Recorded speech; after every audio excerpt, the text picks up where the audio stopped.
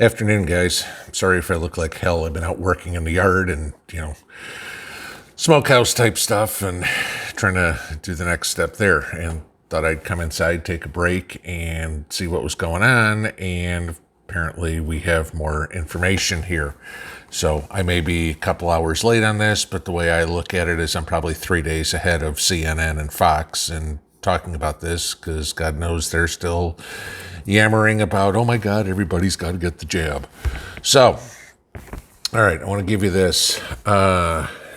If you know, if you don't, Belarus, White Russia, okay, for those of us that remember it called by that name, is basically allied with Putin and Russia. And considering they're due north of Ukraine, that is significant. Now, what you've got going on is there is now more talks where, okay, and I'm going to back up for a second. You've got to remember that Putin said a week or so back there's going to be a special meeting coming out on the 21st where he's going to address Parliament, all right?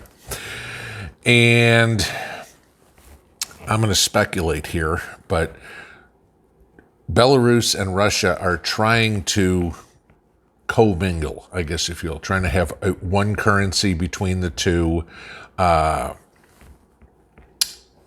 trying to be one country. And what I'm looking at, okay, and this is me speculating, but I'm wondering if Putin is continuing to try to put the Soviet Union back together, all right, and take some of this territory back, the ones he wants, the ones he don't.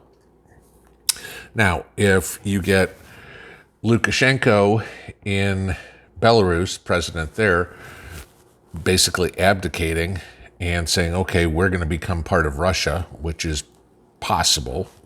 Again, me speculating here. That now opens up a whole huge front, if you will, against NATO. Now, what you've got to remember, and this is what a lot of people don't know, there's a little patch of land that is north of Poland and west of Lithuania, that is Russia. Okay, it's completely separate from the rest of the country. Think about, like Alaska to the continental U.S., completely separate. But there's this little patch of land over there that is part of Russia, and there's an air base over there. So what you have is a lot of these planes that are coming from the Ukraine area, AWACS or whatever, going around through Russian airspace, over the sea, and into Russian territory and coming back. So they're literally running around any sort of radar. They're over their own airspace. Again, mind you, Lithuania is a NATO member, full-fledged NATO member.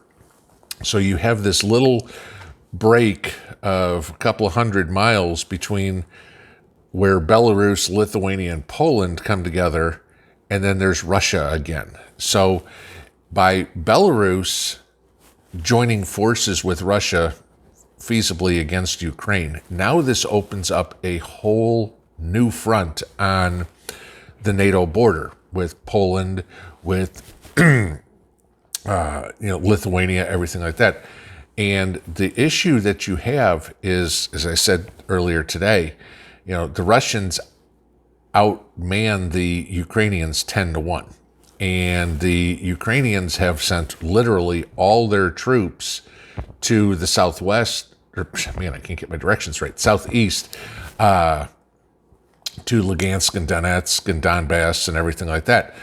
So if anything comes in from the north, there is no, forces, whatever. The Russians could just come straight down through, or Belarus or whatever could come straight down through, and the next thing you know, they're in Kiev, and that's the end of the story.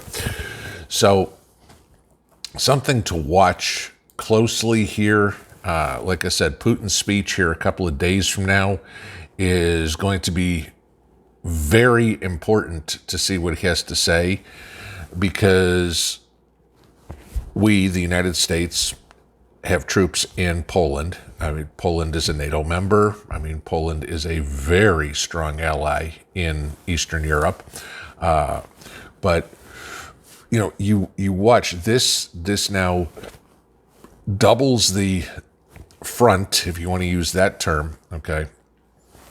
But my wonder is, and again, like I said, I'm speculating here, is Putin trying to put the Soviet Union back together, okay? How much of Ukraine does he want to take?